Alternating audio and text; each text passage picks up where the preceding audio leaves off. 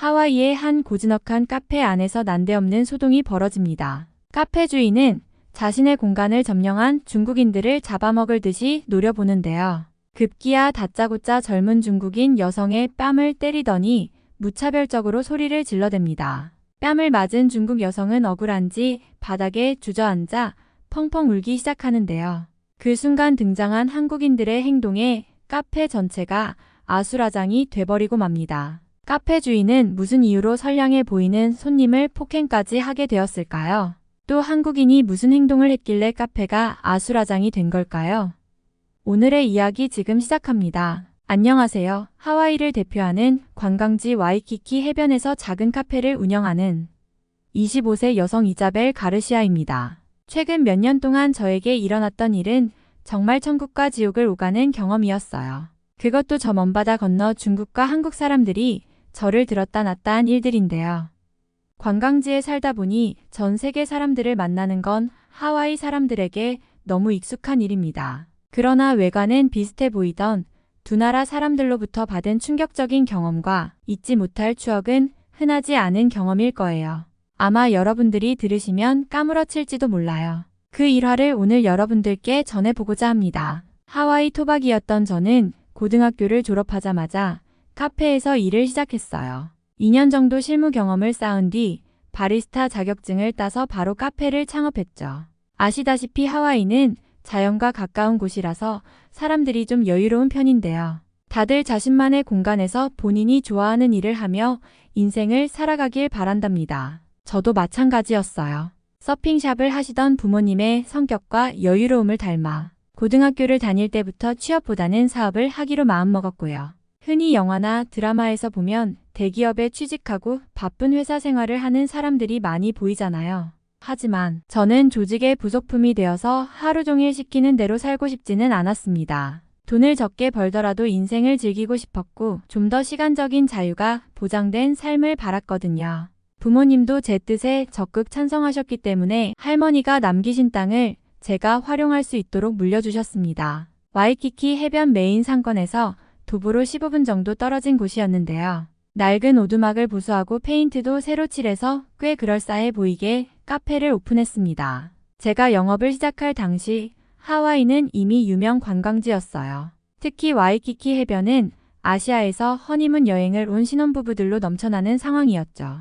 감사하게도 장사는 엄청나게 잘 됐어요. 매일 매장을 오픈하자마자 손님들이 몰려들었고 재방문도 많았답니다. 처음에는 혼자서 주문을 받고 커피와 음료를 만들었지만 도저히 감당할 수 없어서 아르바이트생을 2명이나 두었습니다. 하루 종일 정신없이 일에 파묻혀 살아야 했지만 돈을 모으는 재미가 제법 쏠쏠했어요. 하루 일을 마치고 집에 돌아와 얼마나 벌었는지 정산을 할 때가 가장 행복했습니다. 이렇게 몇 년만 더 지나면 여기에 좀 더 큰 건물을 지어서 더 예쁜 공간으로 만들어야지 라는 생각도 했답니다. 그런데 사람 사는 게 모두 제 계획대로 되는 건 아니더라고요. 그동안 모은 돈을 전부 쏟아부어서 가게를 넓히고 인테리어도 새로 했는데 코로나19 팬데믹이 전 세계를 강타해버렸습니다.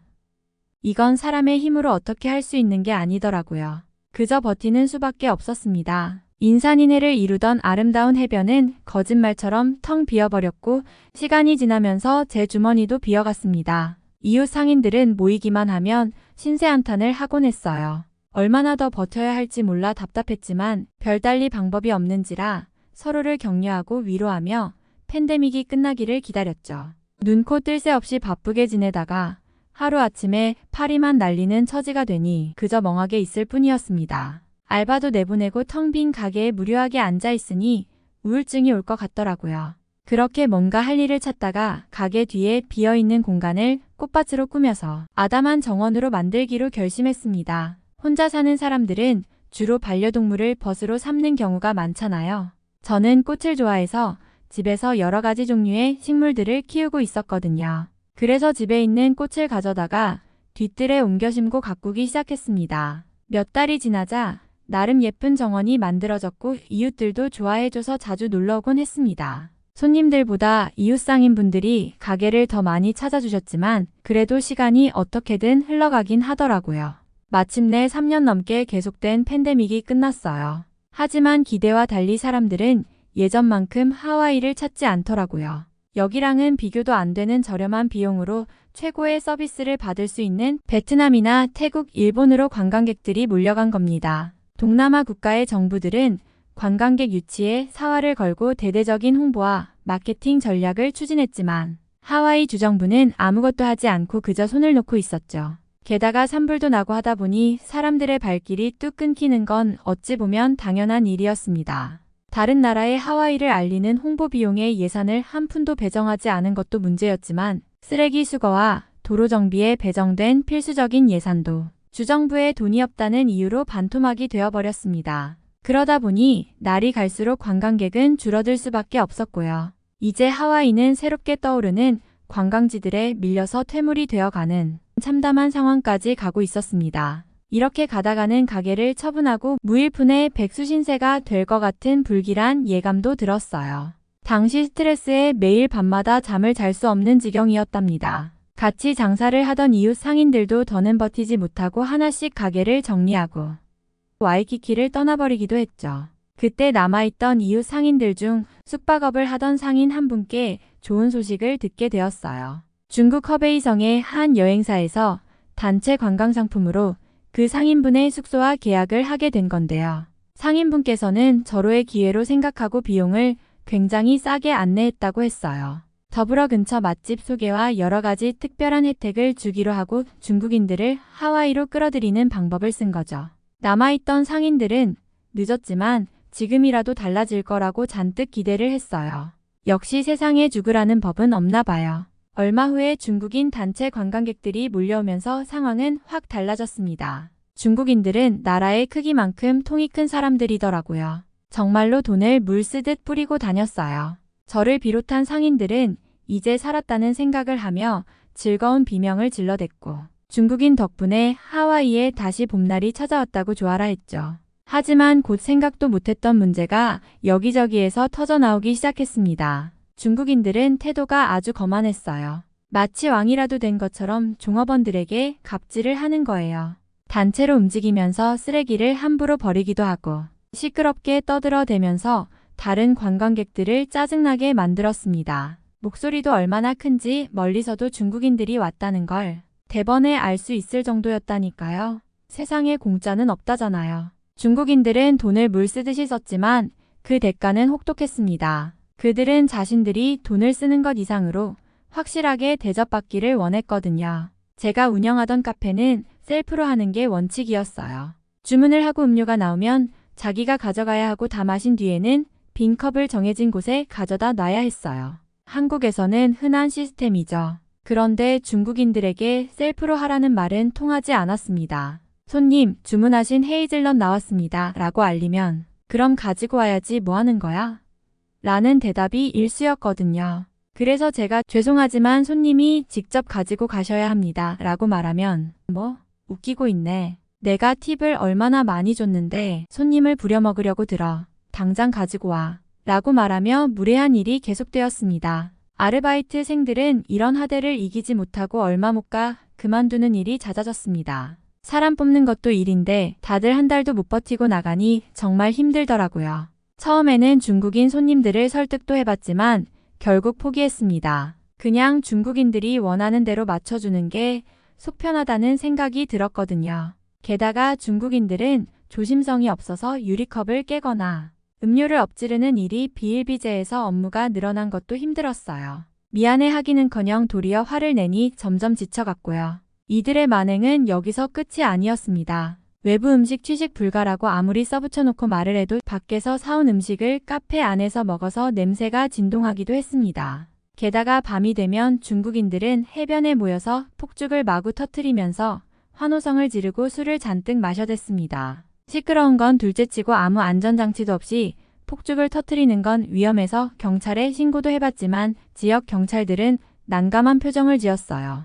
해변에서 폭죽을 터뜨리면 안 된다는 규정이 없기 때문에 그들을 단속할 수 없다는 거예요. 그저 정중하게 조용히 해달라고 타이르는 방법밖에는 없다고 했습니다. 아침이 되고 중국인들이 떠난 자리에는 어김없이 쓰레기들만 가득 쌓여서 악취를 풍기고 있었죠. 하지만 여기까지는 장난에 불과했어요. 진짜 이야기는 지금부터입니다. 상상도 못한 어이없는 일을 당하게 된 것이죠. 하루는 20살 정도로 보이는 젊은 중국인 여성이 혼자 카페에 왔습니다. 안녕하세요. 에스프레소 한 잔 주문할 수 있을까요? 그녀는 다른 중국인들과는 다르게 먼저 인사를 하면서 유창한 영어로 주문을 했습니다. 커피가 나온 뒤에 습관적으로 제가 가져다 주려고 하자 그녀가 바로 달려왔습니다. 이 카페 셀프잖아요. 제가 할게요. 라며 밝은 모습으로 커피를 가져가더라고요. 당연한 거지만 예의 바른 그녀의 행동을 보면서 감동을 받았습니다. 중국인들이 모두 몰상식한 건 아니구나 라는 생각을 했어요. 잠시 후에 그녀는 화장실이 어디 있냐고 물었고 저는 뒤뜰로 나가서 5분 정도 걸어가면 나온다고 알려줬어요. 그녀는 웃으며 화장실을 다녀왔습니다. 그녀가 돌아오고 손님이 많지 않아 잠시 정원에 물을 주려고 나갔어요. 뒤뜰로 나간 순간 저는 그만 얼어붙고 말았죠. 제가 가장 아끼는 화이트 로즈를 심어놓은 화단에 누군가 대변을 싸놓은 거예요. 한눈에 봐도 강아지의 배설물이 아니라 사람의 대변이 분명했어요. 도대체 누가 이런 파렴치한 짓을 했는지 화가 치밀어 올랐죠. 저는 당장 매장으로 들어와 CCTV를 돌려봤습니다. 그 순간 저는 다시 한번 경악할 수밖에 없었어요. 범인은 예의 바른 중국 여성이었던 겁니다. 그녀는 화장실로 가는 길을 잠깐 동안 멈춰서 쳐다보더군요. 그러다가 멀다고 생각한 건지 걸음을 멈추더니 주저앉아 용변을 보는 모습이 적나라하게 찍혀 있었어요. 화면을 확인한 순간 너무 화가 나서 아무것도 보이지 않았고 그녀의 손을 낚아채듯 데리고 와 CCTV 화면을 보여줬어요. 그녀는 잠시 당황하더니 금방 태연한 표정을 지었습니다. 겨우 이것 때문에 저를 무례하게 끌고 온 건가요? 꽃밭에 걸음을 줬으면 고마워해야 하는 거 아닌가요? 너무나 뻔뻔스러운 태도에 결국 치밀어 오르는 화를 참지 못하고 그녀의 뺨을 때리고 말았어요. 그러자 가게에 있던 다른 중국 여성들이 몰려들어서 무슨 일인지 물었어요. 그러자 그녀는 바닥에 주저앉아서 대성통곡을 하면서 울기 시작했죠. 사정을 들은 중국 여성들은 저를 몰아세우기 시작했어요. 사람 대변이 식물에게는 최고급 비료라는 거 몰라. 그리고 화장실이 워낙에 머니까 급하면 그럴 수도 있지. 가게 안에 그런 것도 아니잖아. 저는 말도 통하지 않는 그들의 논리에 말문이 막혔어요. 몇 년간 코로나로 힘들었던 저를 위로해줬던 꽃밭이 그녀의 대변으로 한순간에 처참해졌죠. 그 후로 저는 중국인이란 말만 들어도 피가 거꾸로 솟는 느낌이에요. 얼마 지나지 않아 허베이성 여행사에서 일방적으로 계약을 파기했어요. 그들이 돌아가서 여행사에 컴플레인을 넣었겠죠. 안 봐도 뻔했어요. 중국인들을 보내지 않겠다고 통보했지만 어쩐지 해변의 상인들은 모두가 좋아하며 반겼어요.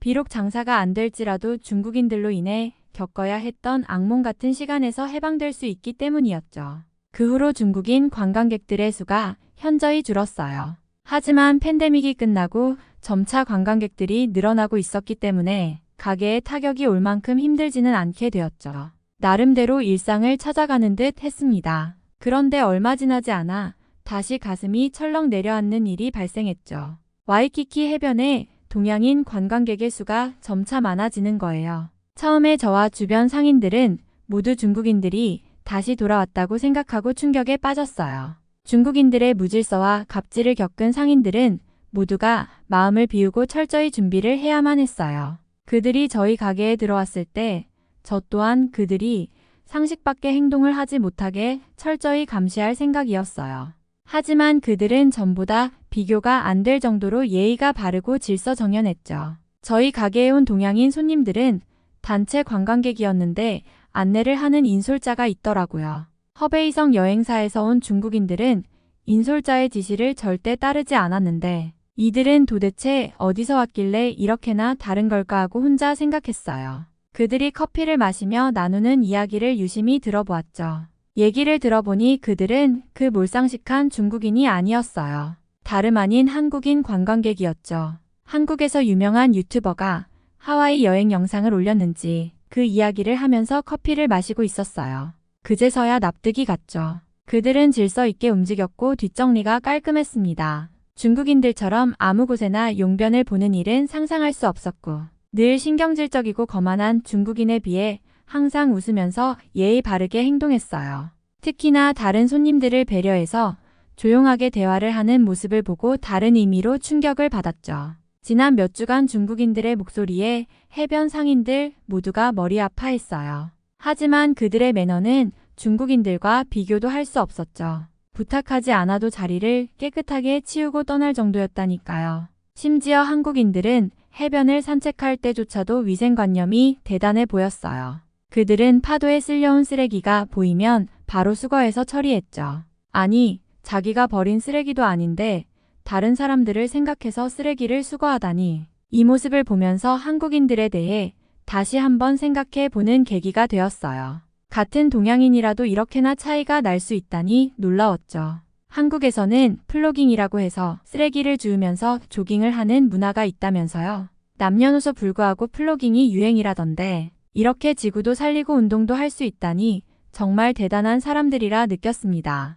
유튜브 영상 덕분인지 몇 달 동안 여러 차례 한국인 관광객들이 다녀갔지만 저희는 중국인들과 너무나도 차이나는 모습에 감탄할 수밖에 없었어요. 원래 좀 시간이 지나면 이상한 일이 생기거나 초심을 잃기 마련인데 매번 다른 팀이 오는 한국인 관광객들이었지만 언제 누가 오더라도 그들은 한결같이 예의 바르게 행동했습니다. 그런 모습은 저희 하와이 사람들에게도 큰 귀감이 되었고요. 한 번은 카페에 방문한 한국인들과 이야기할 일이 있었는데요. 이런저런 이야기를 하다가 그들에게 저희 집 화단에서 있었던 대변 사건에 대해 말한 적이 있어요. 그런데 한국인들이 깜짝 놀라면서 중국인들이 한국의 제주도에서도 그런 짓을 벌인 적이 있다는 거예요. 심지어 카페 옥상 테라스에서 용변을 보거나 제주도의 길거리에서 어린아이가 대변을 본 사건까지 있었다고 했습니다. 안에서 새는 바가지가 바깥에서 샌다더니 하와이에서만 그런 게 아니라 다른 나라에서도 똑같이 하고 다녔더라고요. 사실 전 이 말을 듣자마자 한편으로는 안도의 마음도 들었습니다. 내가 이런 일을 당했던 건 내가 잘못해서가 아니었던 거예요. 중국인이 문제였고 우리는 피해자였구나 싶더라고요. 이런 좋은 경험이 쌓여가면서 저는 한국이란 나라에 대한 호기심이 생기기 시작했습니다. 같은 아시아에 있고 중국과는 비교가 안 될 정도로 작은 나라에 불과한데 어떻게 중국인들보다 훨씬 뛰어난 질서의식을 가지고 있는지 알고 싶었거든요. 그래서 한국인 단체 관광객들이 뜸해질 때 저는 결심했죠. 보름 동안 카페 문을 닫고 한국으로 여행을 가기로요. 사실 저는 살아생전 하와이 밖을 나가본 적이 없었어요. 본토에도 가본 적이 없었거든요. 그런데도 한국 여행을 결심한 건 하와이에서 한 달 살기를 하면서 저희 카페에 자주 오던 박지연, 바로 주연팍 덕분이에요. 제가 한국 여행을 고민할 때 주저하지 말라면서 용기를 줬거든요. 오면 관광을 시켜준다면서 제 발걸음을 뗄 수 있게 도와주었죠. 그 덕에 기쁜 마음을 품고 한국으로 떠날 수 있었습니다. 약 9시간의 비행을 끝내고 인천공항에 도착한 저는 여행 시작부터 입을 다물 수가 없었어요. 인천공항의 규모와 시설이 저를 놀라게 만들었거든요. 하와이도 공항이 크긴 하지만 너무 오래된 나머지 낙후되어 있어요. 와보신 분들은 아실 거예요. 하지만 한국은 마치 22세기에 와 있는 듯한 느낌이었어요. 시설은 그야말로 최첨단이었고 넓고 쾌적해서 공항에서 잠을 자도 될 정도더라고요. 수속 절차도 워낙에 빨라서 오래 머무르고 싶었는데도 바로 다음 스케줄로 이동할 수 있었어요. 이동하면서 특히 깜짝 놀란 곳은 다름 아닌 휴게소였는데요. 저는 서울뿐만 아니라 지방에도 몇 번 내려갔었는데 그때마다 들리게 된 고속도로 휴게소는 정말 상상 이상이었습니다. 종합 쇼핑몰이나 마찬가지로 없는 게 없더라고요. 가장 인상적이었던 건 화장실이었어요. 너무 깨끗해서 용변을 보기가 부담스럽더라니까요. 하루에도 수천 명이 넘게 화장실을 사용하지만 청결을 유지할 수 있는 건 모두가 공공시설물을 아끼는 마음을 가지고 있기 때문이란 생각이 들었습니다. 그렇기 때문에 그들이 다른 나라에 관광 오게 되더라도 그 자리를 본인들의 자리처럼 깨끗하게 정리하는 거 아니겠어요. 한국은 여행객으로도 만점이었고 여행지로도 만점이었어요. 자영업을 하는 저로서는 많은 걸 느낄 수 있는 나라였죠. 한날은 하와이에 놀러왔던 지연과 그녀의 맛집이라고 소개하는 식당에 가게 되었어요. 자리에 앉으니 종업원이 친절하게 물수건과 물을 가지고 왔습니다. 저는 당연히 추가 비용을 지불해야 한다고 생각해서 거절했지만 종업원은 웃으면서 서비스라고 했어요. 그리고 가정식 백반을 주문했는데 메인 메뉴를 제외해도 반찬이 10가지가 넘게 나왔고 필요하면 얼마든지 더 먹을 수 있도록 셀프바에 가득 담겨 있었어요. 밑반찬에는 비싼 양념 게장까지 나왔죠. 어떻게 추가 비용 없이 이렇게 많은 반찬을 줄 수 있는지 의문이 생겼어요. 이렇게 장사한다면 적자가 될 것만 같았죠. 저도 카페를 운영하다 보니 영업 방식이 너무 궁금해졌어요. 그래서 식사를 다 하고 나가는 길에 아주머니께 살짝 여쭤봤는데 돌아온 아주머니의 대답은 굉장히 뜻밖이었습니다. 장사는 돈을 남긴다는 생각으로 하면 망하는 법이에요. 내 음식을 좋아하는 단골을 만든다는 생각으로 해야 되죠. 머리를 한 대 세게 맞은 느낌이었어요. 저는 한 번도 그런 생각을 해본 적이 없었거든요. 고등학교를 졸업하고 바로 일터로 뛰어들었기 때문에 제 생계와 직결되어 있다 보니 돈만 생각하기 급급했죠. 그런 저에게 아주머니가 해준 말씀은 엄청난 영감으로 다가왔고 한국 식당의 서비스를 제가 운영하는 카페에 도입하자고 마음먹게 되었어요. 하와이로 돌아와 저는 카페에 셀프바를 만들어서 작은 케이크나 쿠키를 손님들에게 무료로 제공했습니다. 입구에는 물수건과 휴지를 비치해서 필요하면 그냥 가져가게 했어요. 효과는 바로 나타났습니다. 관광객들 사이에 입소문이 퍼졌고 특히 재방문율이 크게 늘었어요. 한국에서 배운 적게 남기고 많이 판다는 전략이 적중한 거예요. 한국인들 덕분에 돈에 집착하면서 살지 않고 제가 만든 커피와 음료를 즐기는 단골들을 보면서 만족감을 느끼게 되었어요. 제 인생에 천국과 지옥을 안겨준 지난간의 경험과 한국 문화로부터 얻은 교훈을 바탕으로 앞으로도 열심히 카페를 운영해 보려고 합니다. 저에게 이런 영감을 준 한국에게 다시 한번 정말 감사의 인사를 전하고 싶네요. 오늘의 사연은 여기까지입니다. 사연이 재미있으셨다면 구독과 좋아요, 알림 설정까지 부탁드리고요. 다음 감동 사연으로 찾아오겠습니다. 끝까지 들어주신 분들 모두 감사드립니다.